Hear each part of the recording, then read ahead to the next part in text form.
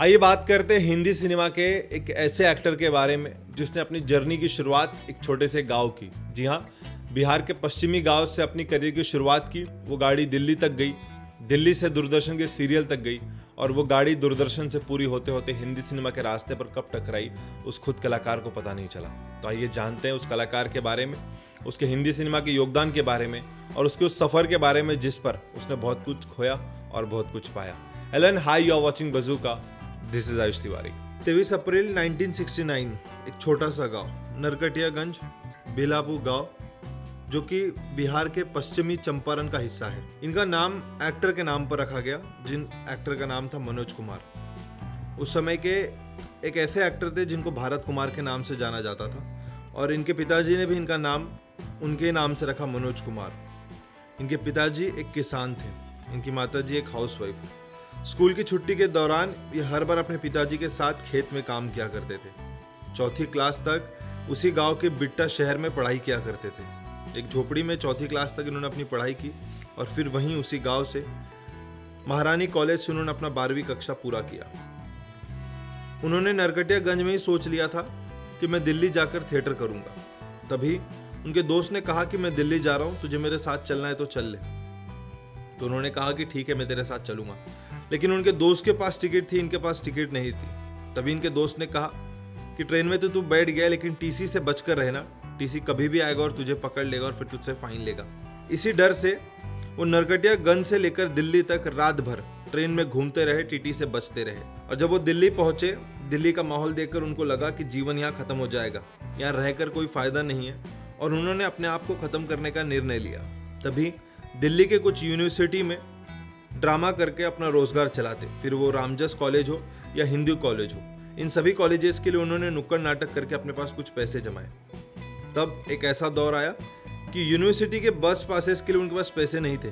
तब उन्होंने सोचा कि मैं एमए कर लेता हूँ पाली लैंग्वेज में, ताकि मुझे स्टूडेंट बस पास मिल जाए, जिसके कारण मैं दिल्ली में ट्रैवल कर पाऊँ। फिर उनके लाइफ में दौर आया जहाँ पर सपने फिर से टूटने लगे, सब कुछ खत्म होने लगा। तब उन्हें पता चला कि दिल्ली में national school of drama NSD, जहाँ से उस समय ओमपुरी नसरुद्दीन शाह पढ़कर बाहर निकले थे और हिंदी सिनेमा में अपने परचम फैला रहे थे। तभी उन्होंने सोचा कि मैं भी NSD करूँगा। NSD में 4 बार रिजेक्ट हो गए, तब भी रियलाइज हुआ कि जिंदगी खत्म हो गई, अब कोई चांस नहीं है। तभी एक महान रंगकर्मी बैरी जॉन का वर्कशॉप चल रहा था। उन्होंने अपने दोस्त रघुवीर यादव, जो उनके सीनियर थे, उनकी बात सुनकर उन्होंने बैरी जॉन का वर्कशॉप अटेंड किया।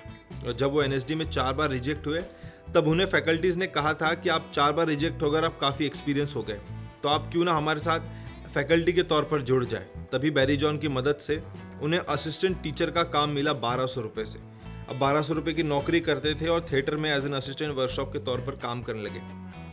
तभी उस वर्कशॉप के दौरान गोविंद नहलानी जी थे, जिनकी एक फिल्म आई थी द्रोहकाल, जो 1944 में आई थी। तब वहाँ पर उन्हें एक छोटा सा किरदार मिला। उसके बाद 1994 में बैंडेड क्वीन आई, जो कि एक ज़बरदस्त रोल मिला उन्हें, जिसके लिए वो काफ़ी मशहूर होने वाले थे। उस फिल्म के डायरेक्टर थे तिग्मांशु धूलिया। उन्हें कैरेक्टर मिलने वाला था विक्रम मल्लार का, लेकिन तभी वो कैरेक्टर उनसे छीन कर वो कैरेक्टर दे दिया गया निर्मल पांडे को और उन्हें दिया मान सिंह का। उन्होंने उस कैरेक्टर में जान डाली और अपनी एक पहचान बनाई। फिर उन्हें दूरदर्शन सीरियल मिलने लगे, कलाकार इम्तिहान जैसे बड़े बड़े सीरियल करने लगे। तभी दूरदर्शन पर महेश भट्ट ने अपनी सीरियल डाली स्वाभिमान, उसमें भी उन्हें किरदार मिला।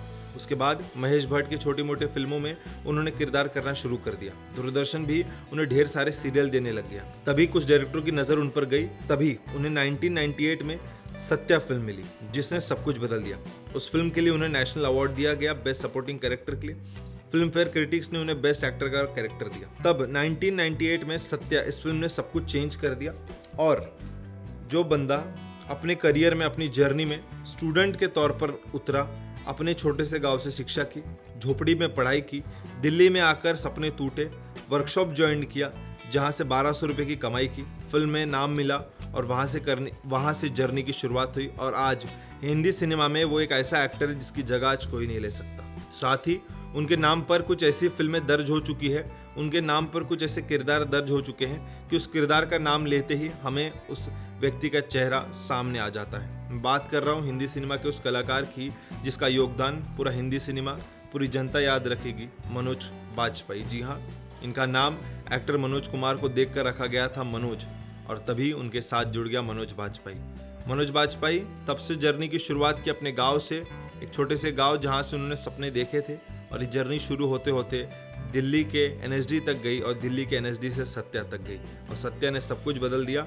सत्या के दौरान उनको ढेर सारी फिल्में मिली।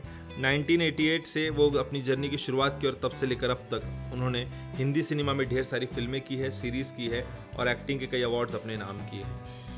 दोस्तों, ये थे मनोज बाजपेयी के जीवन पर आधारित कुछ ऐसे हिस्से जो मैंने आप सभी को बज़ुका इस चैनल के माध्यम से बताने की कोशिश की। मनोज बाजपेयी की पसंदीदा फिल्मों में से आपकी कौन सी फिल्म है, हमें कमेंट सेक्शन में ज़रूर बताइएगा। और हाँ, ऐसी वीडियोस को देखते रहने के लिए please like, share and subscribe to बज़ुका।